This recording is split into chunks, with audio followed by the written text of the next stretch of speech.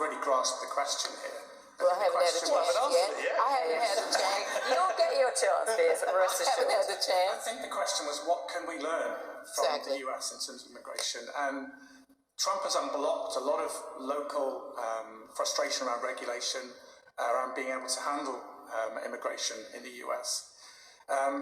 Given what we've seen this week in the UK, shouldn't the UK be focusing on what are the regulatory and legal blocks that need to be removed in the UK to enable us to have better control of our borders? So when the officials from the State Department are going in and taking people out of factories, occasionally taking people off the streets, and this is all contributing to illegal immigration dropping dramatically, is that something you think we could emulate here? Is that something you'd like to see? I think you have to look at what are the things that prevents the country from really, at all levels, from actually getting a grip on this problem. I think it's a complex issue, but I think we can learn from how the US has actually approached with new policies. Piers, what can we learn? Or what do you think we should learn? Well, I don't think we can learn much from Her Majesty's government or Her Majesty's opposition, both of whom were just squabbling like a pair of rats in a sack, but have proved over the last few years that neither of them have a clue what to do about this problem. Keir Starmer was going to smash the gangs. He kept saying it when he was campaigning to be Prime Minister. The only thing he smashed is new records of people coming in illegally over the border. So forgive me if I don't take either of these two gentlemen very seriously as they squabble about who was worst. The truth is a stain on all their houses. What can we learn from Donald Trump? A lot.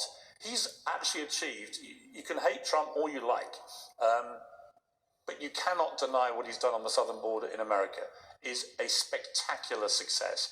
Under Joe Biden, they estimate up to 10 million. They don't know the exact number, but they estimate up to 10 million people in 4 years went over that southern border illegally into the United States.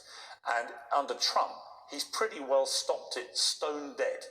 Now, there are aspects of his immigration policy that I think have gone too far, that I wouldn't like to see replicated here. I think in America, most Americans think the southern border stuff's been great.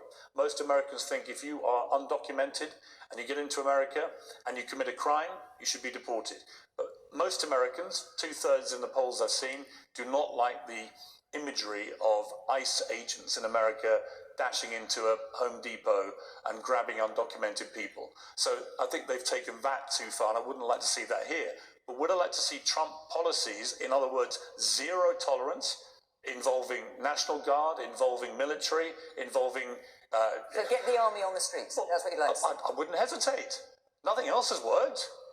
Why shouldn't we? Why are we so afraid of using the military? It's clearly worked in America, and what have they done? They've reduced it stone dead.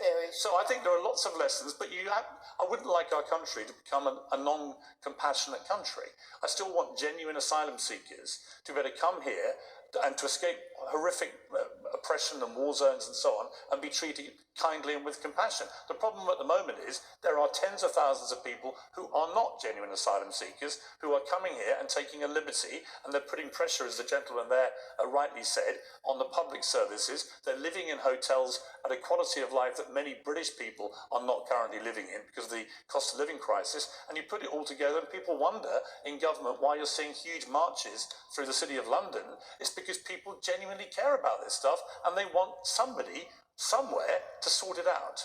Bonnie.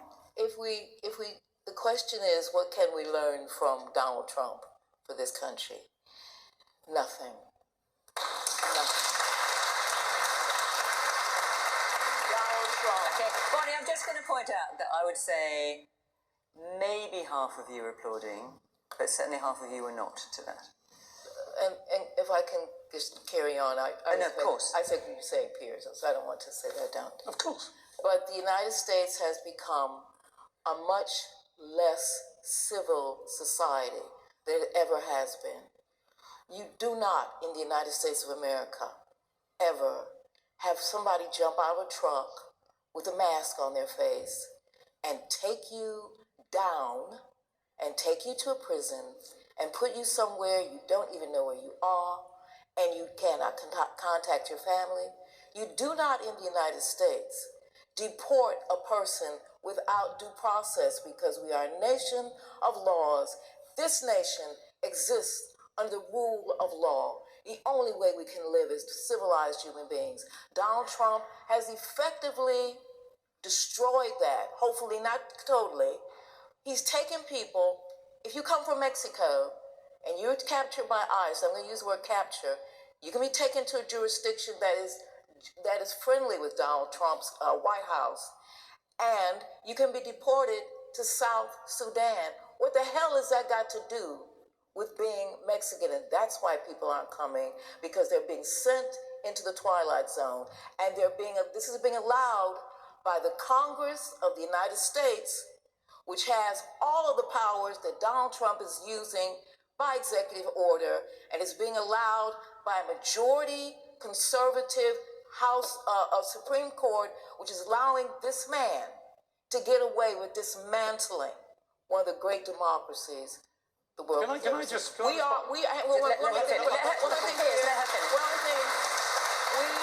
more thing.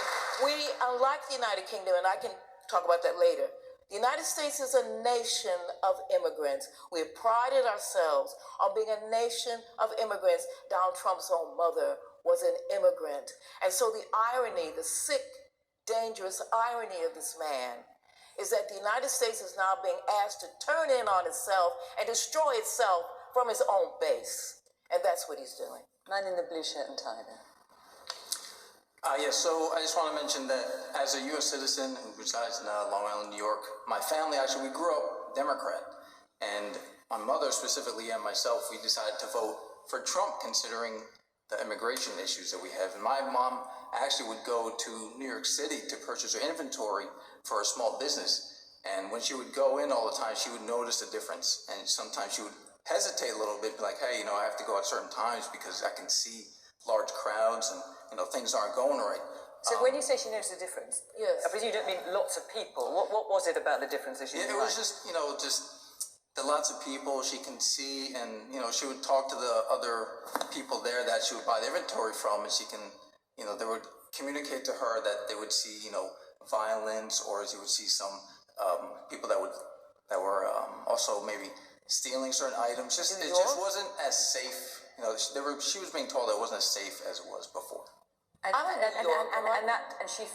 related to immigration.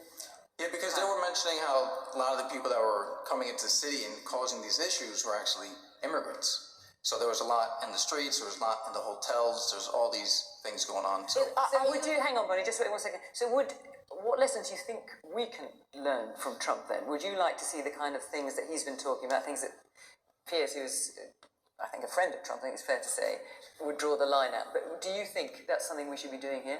Yeah, I think the most important thing that he's doing, that I think is great, is that he's working with the local courts, local police, and really focusing on the people that have a specific history of criminal activity and targeting those people first, therefore, helping with the safety in the, the city and the state.